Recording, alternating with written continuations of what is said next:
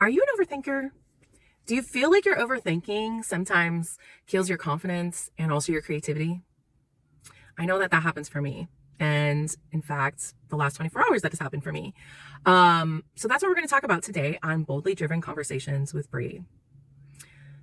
Okay, so when we're talking about this idea of like hypervigilance, overthinking, it does stifle our creativity. It does inhibit our confidence.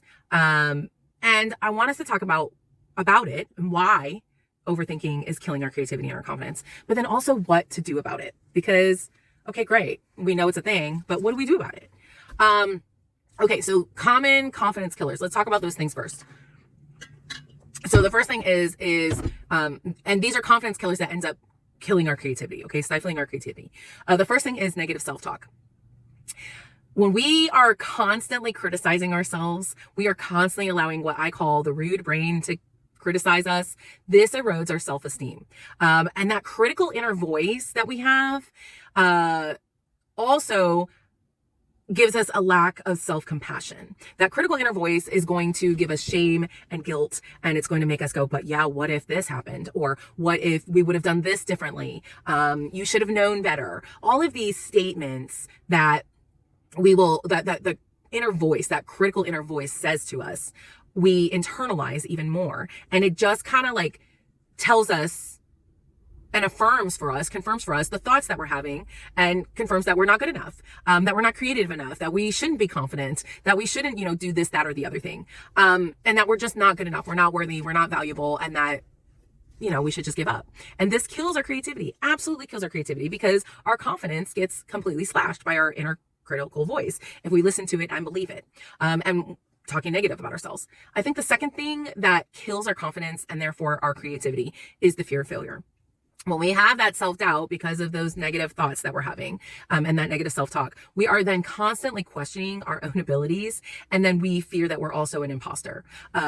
Especially when we're talking about being in the creative field, using our creativity, whether you're a writer, an artist, musician, a speaker, content creator, all the things that we do that we need creativity for. We feel like we're not good enough. Our abilities are not good enough up to the standard, that we are not producing what we need to be producing, and that we're an imposter, that everybody else is better than us. And something that goes along with this is perfectionism. So it's that desire to be perfect, which then leads us to what I call analysis paralysis. And it's a total thing, where we just focus on making things perfect, and then we never start actually doing the thing. That's what analysis paralysis is we just think about doing it and how to make the thing that we're going to do awesome and amazing, but we never actually get to doing the thing. And as a creative person, I did this for the longest time with writing books, and I still do, because I have a lot of stories, and books that I want to write, but I tend to think about what I want to write and how to make it a great story rather than just writing it. Just actually going and doing the thing. It's that analysis paralysis, because we want it to be perfect. We don't want anybody to be able to find fault with it. And the truth is that you're going to have people who are not going to like, and they're not going to relate, and they're not going to identify with what you have to share and create. And that is okay. That is absolutely okay. The third thing is overanalysis. This goes along with the analysis paralysis. We get stuck in a loop of endless thinking, and this prevents us from taking any action because we're constantly thinking about how to make it better. And this then leads to decision fatigue, where we're thinking about making decisions all the time and overthinking about the decisions we need to make. And this leads us to completely like burn out, basically. And we then can't make any decisions, and we're not able to make good quality decisions. And yeah, we just, and that kills our creativity. The fourth thing that kills our confidence and stifles our creativity is the comparison to others. So when we compare to others, oftentimes this makes us feel very inadequate. It'll make us feel like, again, that imposter syndrome. We're not good enough. We don't have the ability to do things. And this leads to chronic stress and anxiety, especially in the creative circles, when we are comparing ourselves to other people and their work. We're going to become stressed because we always feel like we have to do better. We have to do more, and it's never enough. And this completely stresses us out. This also can lead to social isolation. Sorry, social isolation. And then we end up feeling lonely and we end up feeling disconnected because we're trying not to compare ourselves to others because we know it's not healthy. And it just becomes this kind of cycle where we're comparing ourselves to others, but then we're trying not to compare ourselves to others. So we're socially isolating ourselves. I see this a lot on social media where they just don't feel good enough. They're comparing their life to other people's lives, especially people who are like in the creative fields. And they're just like, I'm not good enough. And then what happens is that they pull themselves away from the platform because they don't feel great. And then they have social isolation. Why can I not say that word today? And this just perpetuates the cycle of not feeling good enough because you feel lonely and you feel disconnected from others. The fifth thing that kills our confidence is just having an unhealthy lifestyle in general. And this goes all the way from poor diet and exercise, poor sleep habits, to having toxic relationships and hearing and being around the constant criticism of others. So it's not just that inner voice and that inner critic, it's criticizing to you. Now it's like other people criticizing you.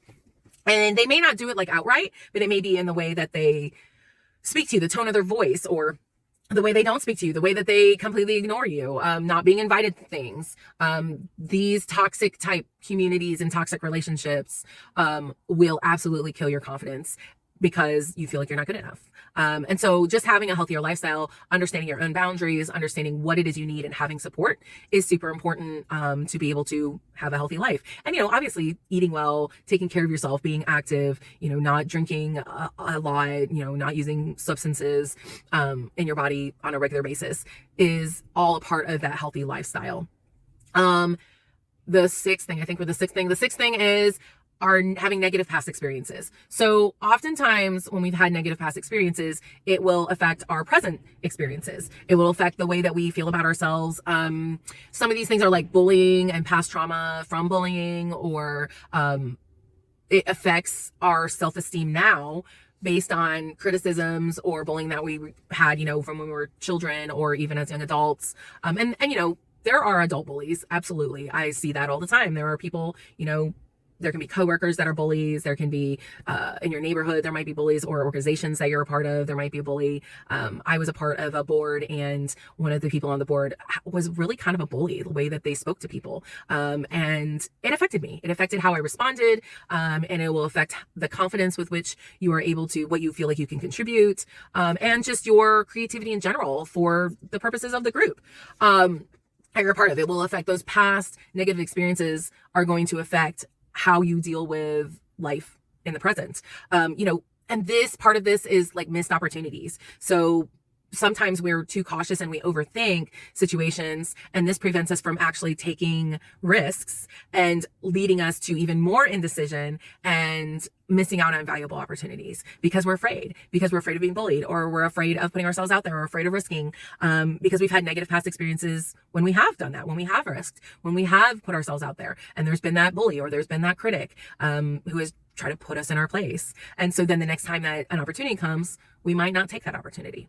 The seventh thing is what I've kind of already mentioned about the chronic stress and anxiety, but really what happens when we are in chronic stress and anxiety is there's a reduced emotional range that we have, and being constantly alert, this will lead to basically emotional numbness. So if you are constantly on alert emotionally, trying to protect yourself, or you are constantly overthinking and being hypervigilant with just your space, your time, your energy, because you have to in order to protect yourself, this is going to lead to emotional numbness. And this limits our feeling in general and our creativity, because it's feeling an emotion that oftentimes is the catalyst for a lot of our creativity. Creativity really is a response oftentimes to situations. It's a response to how we see a situation. So when we become numb, that is going to make us not respond. And it's going to make us so that we are not being as creative as we could be. And this also gives us limited focus and attention. And overthinking, we put our focus on one thing or one area, a single task. And this leads us to scattered thoughts. And it leads us to a lack of flow in our creativity and work and just in living our life.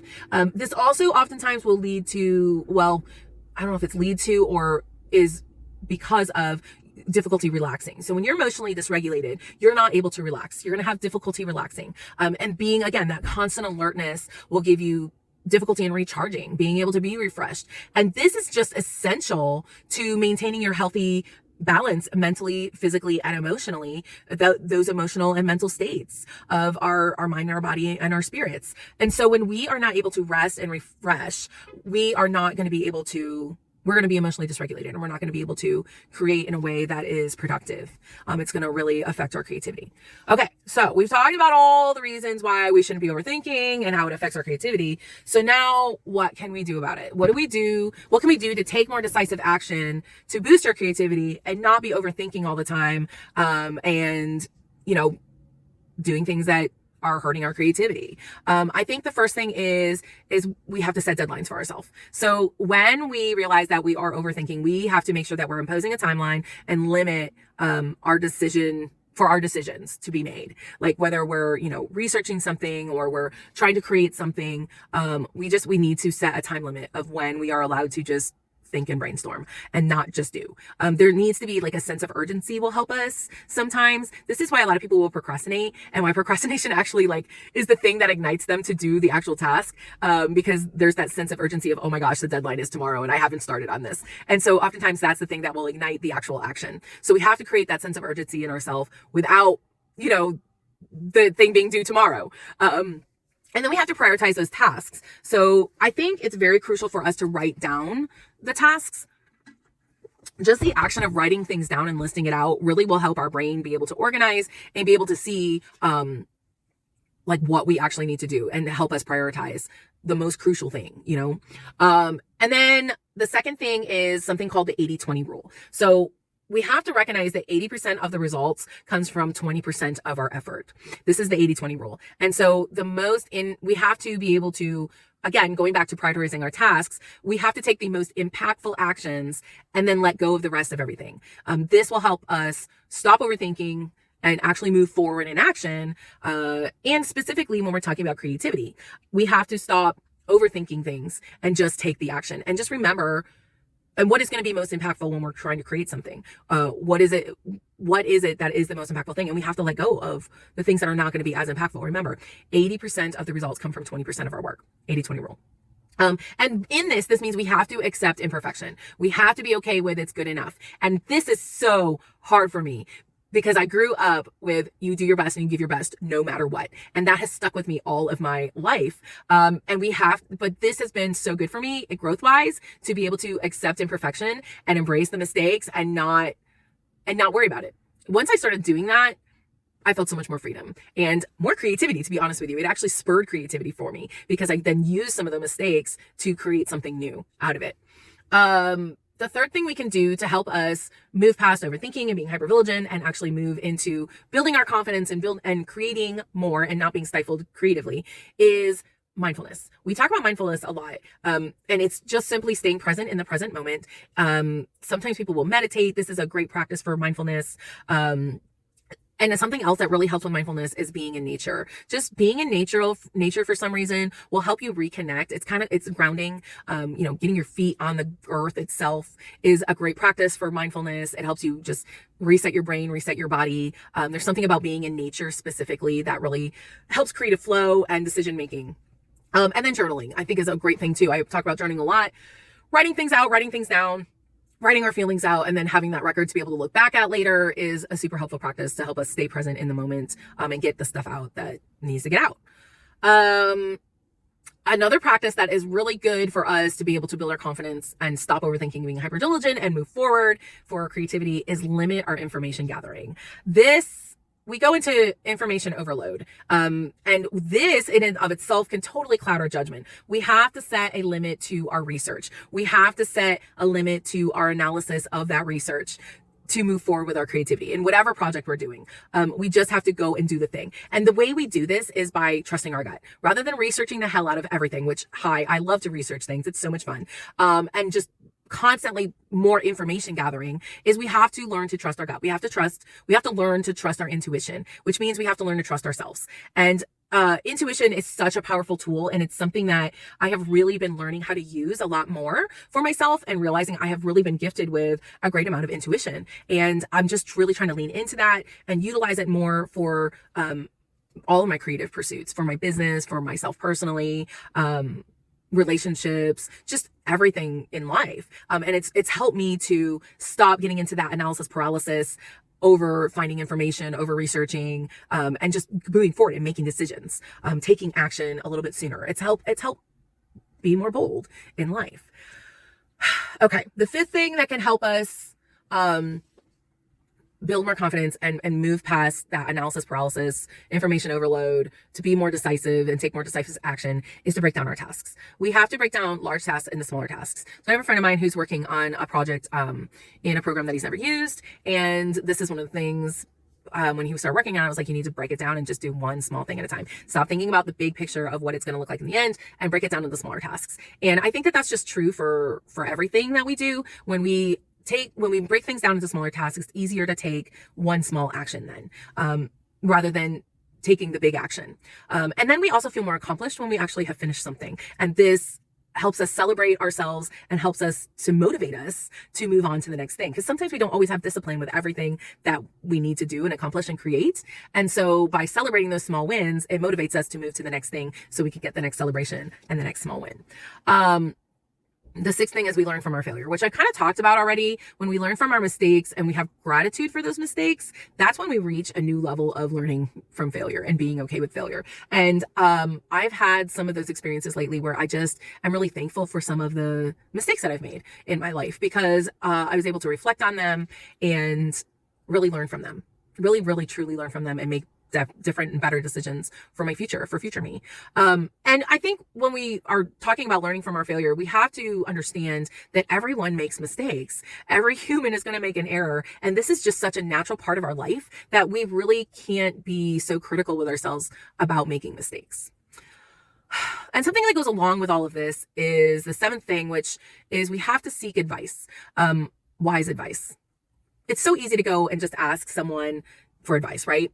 Maybe it's not. But I think it's, it depends on where we get our advice from. Where we get our advice from really matters. And getting wise advice from those who have experienced maybe some of the same things that you're experiencing, people who are creative, people who have had mental creative blocks, or they're doing the same thing you're doing. Those are the people that you want to get your advice from. If they're doing it and they're doing it well, they understand trials and tribulations that can happen during different things that we're pursuing.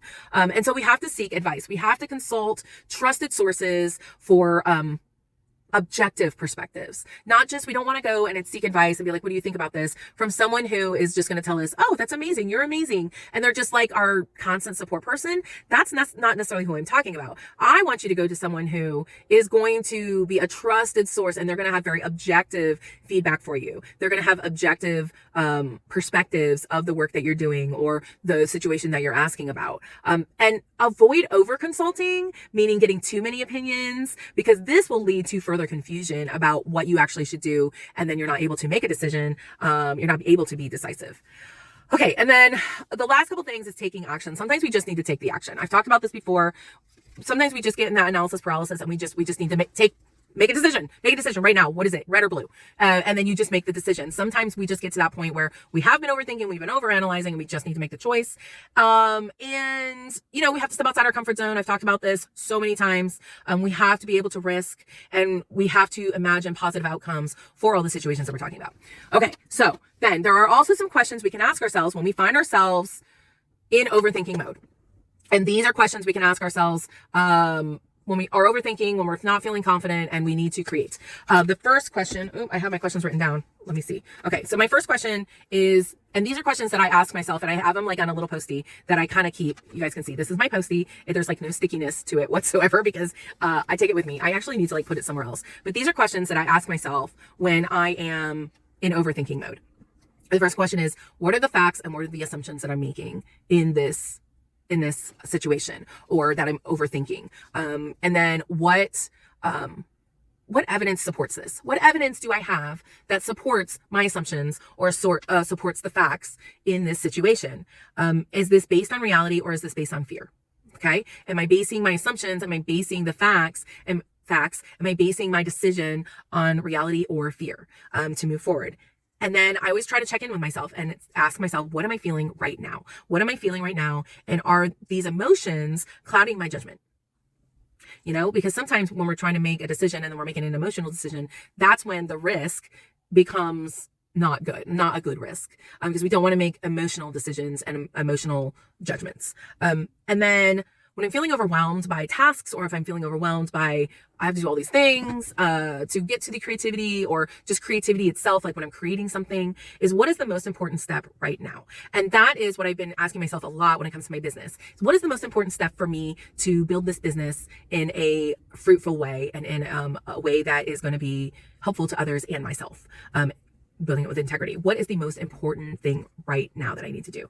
And the follow-up to that is, why do I need to make this decision right now? Because again, we don't want to make that emotional decision, but at the same time, I know I need to take action rather than just overthinking about things. So I ask myself, why do I need to make this decision right now? And sometimes the answer is, I don't need to make that decision right now. And sometimes the answer is, because of XYZ, you need to move forward. This is something that needs to be taken care of because of this reason or that reason. And then the last question is, and I ask myself this a lot because I didn't do this, is, do I trust myself in my decision that I'm making? Why or why not? That question kind of has been the crux for me, because I have, for most of my adult life, not trusted myself. And so I have to ask myself that a lot. Am I trusting myself? Am I trusting my decision? Why or why not am I trusting or not trusting this decision? Okay, your bold challenge today, ask yourself some of these questions when you find yourself lacking the confidence and lacking decisiveness, and it's going to affect your creativity. So ask yourself these questions so that you can get back to creating and doing the thing that is your purpose. Okay, guys, have a fantastic